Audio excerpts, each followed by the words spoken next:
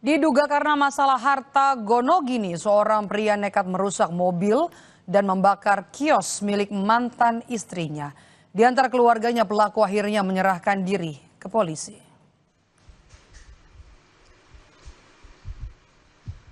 Kamera pemantau merekam saat pelaku membakar kios mantan istrinya di Kelurahan Lakologo pada 8 Mei lalu. Beruntung api cepat padam dan tidak menyebar ke dalam kios. Tidak hanya itu, sebelumnya pada September 2025, pelaku juga nekat merusak mobil sang mantan istri dengan golok. Setelah korban melaporkan kedua aksi pelaku ke polisi, akhirnya pelaku pun menyerahkan diri.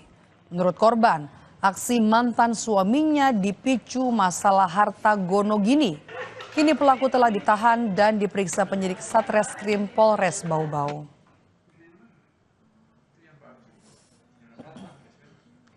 Terkait pembakaran kios yang terjadi di Bumi ini, untuk perkembangan bahwa Satreskrim Polres Bau-Bau telah memeriksa pelaku, di mana pelaku bersama orang tuanya telah menyerahkan diri ke Satreskrim Polres Bau-Bau.